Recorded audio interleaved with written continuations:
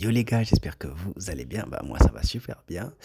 Alors, précédemment, je vous avais promis de faire un guide sur l'ensemble des personnages du jeu Reverse 1999. Eh bien, vous savez quoi? Promesse tenue. Parce que aujourd'hui, on ouvre la playlist guide des personnages avec Sonetto. Alors, sachez que tout ce que je vous dirai, tout ce que je sais par rapport au jeu se base sur mon expérience à la bêta, mais également des recherches que j'ai fait par-ci par-là. D'ailleurs, dans ce guide, vous verrez que j'ai utilisé des données provenant du site Pridewin que je mettrai du coup en description pour que vous puissiez y avoir accès et vous aider. Du coup, on va s'attaquer pas à pas d'abord au guide du personnage, mais également aux compositions possibles avec elle, c'est-à-dire les personnages qui vont bien avec elle. On va aussi parler de ses psy-cubes et je ferai une analyse de fin pour vous dire à peu près ce que vaut le personnage, etc. etc. Donc, si vous êtes prêts, bah, on va commencer directement avec l'incantation à une. A sword shot. Lenia sereno intenso ad infinito. Alors, comme vous venez de le voir, la carte 1 de Sonetto est une carte d'attaque, c'est-à-dire une carte qui est là pour faire des dégâts. Et là, on se retrouve avec une carte qui fait du dégât mono-cible, mais surtout du dégât réel, à raison de 200% de son attaque réelle. Cette carte est assez spéciale parce qu'au niveau 2, elle devient une carte de debuff qui pose un malus. Et ici, avec Sonetto, bah, on fait un malus mono-cible sur une cible qui inflige des armes, c'est-à-dire désarmement, et qui en plus inflige toujours 200% de dégâts réels. Désarmement, qu'est-ce que c'est? C'est un malus qui empêche l'ennemi d'utiliser ses incantations. Les incantations, c'est les cartes 1 et 2. Donc, une fois que l'ennemi est sous ce malus-là, il ne peut ni faire son S1, comme on le dit, ni faire son S2. Donc là, ça l'empêche de jouer ses cartes autres que son ultimate. Au niveau 3, maintenant, on passe au niveau supérieur. On gagne 100% de dégâts d'attaque, c'est-à-dire on passe à 300% de dégâts d'attaque réels. Mais en contrepartie, on a le disarm qui passe de 1 tour à 2 tours de temps. Donc ça fait que la cible qui est touchée ne peut pas utiliser de skill pendant 2 tours. Alors, la petite subtilité à comprendre, c'est qu'entre le niveau 1 et le niveau 2, il n'y a pas de différence de dégâts. Donc, si vous avez besoin de dégâts avec Sonetto sur un niveau, ce n'est pas vraiment le mieux à faire de fusionner ces cartes. Gardez plutôt ça, par exemple, sur les ennemis qui ont énormément de PV, du coup, que vous ne pourrez pas tuer en un coup, ou que plutôt face à des boss ou face à des personnes chiantes en face qui ont des skills par exemple de heal ou etc etc. Du coup ça va vous permettre d'empêcher cet ennemi d'utiliser ses incantations, du coup si c'est un heal, si c'est un shield etc, et du coup prendre l'avantage. Et du coup c'est plus intéressant par exemple de garder des skills 1 pour les attaques et les skills 2 de les fusionner pour en faire des skills 3 si possible. Mais bien sûr, ce n'est pas ce qu'on va rechercher avec Sonetto. Donc, maintenant, si vous avez compris ça, on passe à l'incantation de. I believe. I know them. And this is an alien city. Alors, comme vous avez pu le voir tout de suite, la carte 2 de Sonetto est une incantation de buff. C'est une carte de buff.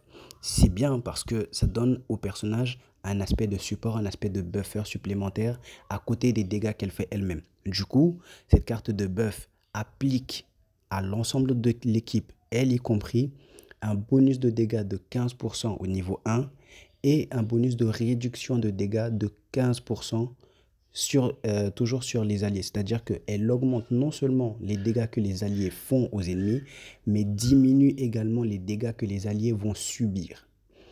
Et ça, c'est excellent. En plus, surtout en plus, d'augmenter sa propre pénétration de plus 10%. Et ce buff dure 2 tours. C'est bien parce qu'on sait que dans le kit de Sonetto, elle a besoin d'être sous buff pour justement carburer vraiment, pour avoir son plein potentiel. Et d'autres personnages sont comme ça. Donc c'est bien d'avoir un personnage qui a un énorme buff comme celui-ci, mais qui en plus a la possibilité de le spammer si besoin avec une durée quand même raisonnable.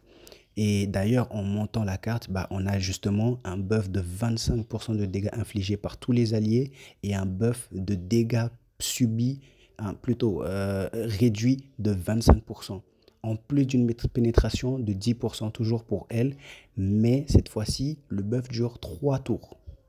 Après, beaucoup vont sûrement vouloir monter la carte au niveau 3 pour l'avoir pendant 3 tours, mais ce n'est pas obligatoire. Ce n'est même pas conseillé en vrai, parce que vous perdez des tours. Le tour durant lequel vous avez essayé de faire ça, bah, du coup, ce sera juste un tour gâché, alors que vous pouvez utiliser des cartes de niveau 1 et de niveau 2 pour justement être permanemment sous buff. Donc ça, c'est à noter. Si ça c'est compris, bah, on passe directement à l'ultimate de Sonetto. Depict the world I have never seen before. Each moment, now night.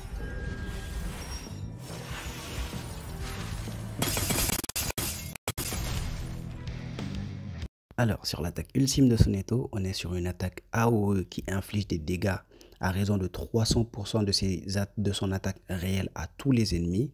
Mais en plus, lorsque Sonetto est sous effet de stat up ou de buff, c'est-à-dire que si elle a ses stats augmentées par un buff ou qu'elle soit simplement sous un buff, peu importe quel buff, bah, elle va non seulement avoir une pénétration augmentée de 8% sur cette ulti, mais en plus fera 100% de dégâts réels en plus.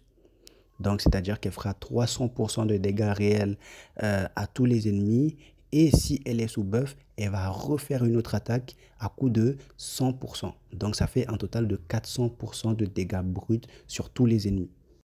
Là, on va rentrer dans un sujet assez intéressant qui s'appelle l'héritage. L'héritage, qu'est-ce que c'est? Je rappelle que l'héritage, c'est des genres de passifs qui se débloquent au fur et à mesure qu'on monte le niveau du personnage.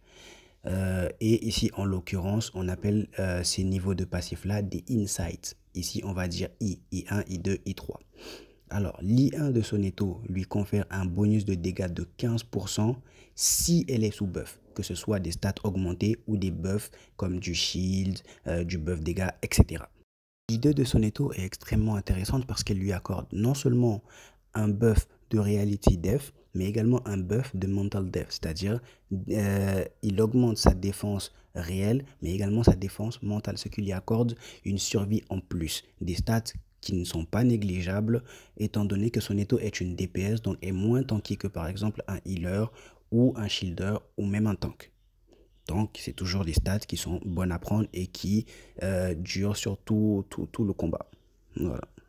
Alors, avec cet I3, vous remarquez que Sonetto, des buffs, elle en a énormément. C'est en voici, en voilà, on en a pas mal.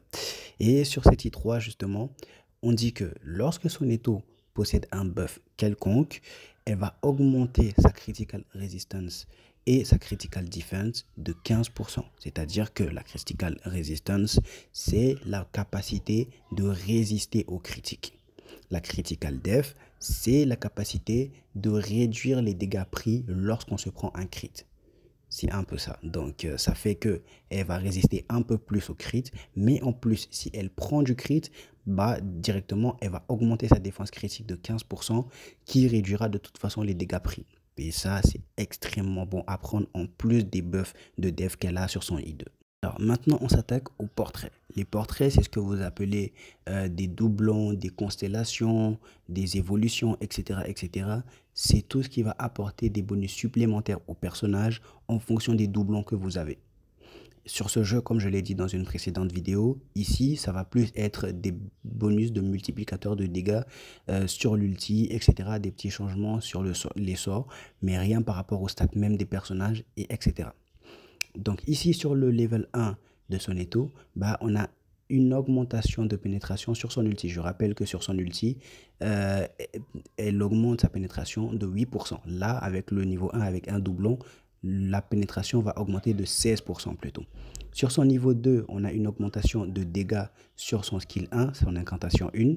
Sur son skill 2, bah, du coup, on va passer à un buff de pénétration de 10%, à un buff de pénétration de 15% sur son skill 2. Sur le niveau 3, justement, ce sera une augmentation de son passif qui va faire en sorte qu'elle va gagner plus de pénétration. Alors, de son inside, je disais. Et sur le level 5, justement, on a un buff encore plus conséquent qui va encore plus monter sa pénétration. En s'intéressant d'un peu plus près au personnage de Soneto, on se rend compte que le personnage est extrêmement versatile. Et qui dit personnage versatile dit une très grande liberté dans les Psycubes utilisés, ce qui fait une des grandes forces de Soneto également. Alors, comme Psycubes, vous pouvez lui mettre des Psycubes 3 ou 4 étoiles pour lui donner des stats parce que ces Psycubes-là ne donnent pas de passif en plus, simplement des stats. Vous pouvez également lui donner des Psycubes 5 étoiles, 6 étoiles qui vont lui apporter des dégâts. Par exemple, comme The Footloose, qui va augmenter les dégâts de 8% initialement si les HP de la cible sont inférieurs à 40%. Il y a également Yearning Desire qui va augmenter de même ses dégâts de 8% initialement si la cible subit un malus ou si vous la jouez avec un débuffer comme Mathilda ou Bjorn par exemple. Je dis initialement parce qu'en montant les Psycubes, ça augmente également les effets des passifs. Là par exemple, on passe d'un buff de 8% de dégâts à 16% au niveau maximal. Il y a également le Psycube 5 étoiles et Free Art qui réduit les dégâts subis de 10% initialement si le personnage a moins de 50% de PV lorsqu'il est attaqué. Là, par exemple, Soneto, avec tous ses buffs, def, etc., si vous lui mettez ce Psycube, ça lui assure une survie supplémentaire pour lui permettre de bien jouer son rôle de buffer, par exemple, si vous voulez la jouer buffer.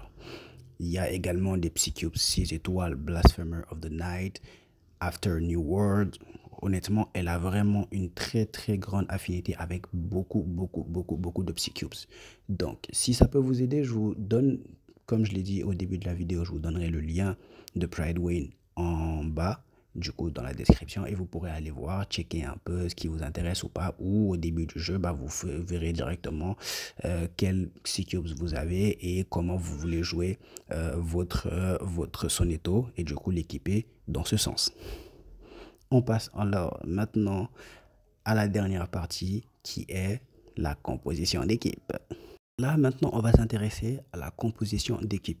Alors je ne vous donnerai pas des équipes type pour Soneto parce que honnêtement il n'y en a pas vraiment parce que le personnage passe un peu partout, mais surtout ça dépend de votre box en soi. Je vais plutôt vous orienter de façon à vous donner les archétypes qu'il faut pour justement vous faciliter la composition d'équipe avec elle selon ce que vous avez, selon votre box. Alors, Soneto, c'est un personnage qui, on le rappelle, est débuffer, mais également DPS. Donc, on va se dire que ce qu'on veut avec elle, c'est un personnage qui va d'abord débuff les équipes sûrement, comme Bjorn Bloom, qui break def reality et damage taken up les ennemis, ce qui est très intéressant pour Soneto, on le rappelle, qui fait des dégâts réels, du coup ça augmente drastiquement ses dégâts. Ou on peut aussi la jouer avec un DPS secondaire, un deuxième DPS je veux dire, comme Ignite ou Charlie qui sont de très bons DPS. Ignite qui est un 6 étoiles et Charlie qui est un DPS 5 étoiles. Alors là, ce sont des propositions, mais il y en a d'autres également. Donc on peut la jouer avec An Lee qui augmente les dégâts infligés par les ennemis, mais qui en plus réduit leurs dégâts pris, ce qui est excellent sur une incantation qui va énormément aider justement Soneto, parce que du coup les deux auront une carte de buff et pourront alterner l'une, l'autre, etc. Sachant que ça va également augmenter les dégâts de Soneto. Vous pouvez également la jouer avec Tenante, qui est un 5 étoiles, qui est une shieldeuse, donc du coup qui va donner du shield à tous les alliés, mais qui en plus qui break def sur son ulti. Donc ça peut être intéressant également. Vous pouvez aussi la jouer avec Medicine Pocket, qui a un heal et qui a un damage taken up qui va augmenter les dégâts subis par les ennemis, mais qui en plus du coup va heal les alliés et du coup apporter cette survie à Soneto en plus de toutes ses stats up, etc. Donc le personnage est extrêmement viable, extrêmement fort, peut aller dans beaucoup de compositions. À vous de voir un peu comment vous voulez l'orienter, si vous voulez l'orienter un peu plus buffer ou un peu plus DPS. C'est vraiment le choix du cœur. Soneto est bon dans tout ce qu'elle fait. Donc maintenant, le sujet étant clos, je vais essayer d'apporter une analyse finale par rapport à ce que je pense d'elle et voilà. Je n'ai pas cessé de le dire depuis le début, Soneto est un personnage extrêmement versatile, extrêmement utile, qui est très forte pour buffer, très forte pour débuffer et surtout qui fait beaucoup de dégâts. Et le plus intéressant dans tout ça, c'est que Soneto n'est pas disponible en gacha. Elle est offerte dans le jeu et en avançant dans le jeu, vous aurez des doublons qui vont pouvoir l'augmenter au maximum. Donc ce sera sans doute le premier personnage que vous aurez full héritage, etc., etc. Vous aurez full portrait. Donc, en connaissance de cela, je pense que c'est quand même intéressant d'investir en elle, surtout qu'elle n'est vraiment pas très gourmande en ressources, étant une 5 étoiles. Elle est moins gourmande en ressources que les 6 étoiles pour l'amélioration, mais surtout, vous sera extrêmement utile également en endgame. Et ça, il n'y a aucun problème. Le personnage, vous pouvez totalement investir en elle et vous fera sourire. Donc, c'était un peu tout pour ma petite analyse sur Soneto, mon petit guide. Si vous avez apprécié, bah, du coup, un petit pouce bleu, le petit abonnement pour le référencement. Et je vous dis à la prochaine pour une prochaine vidéo. Tchuss!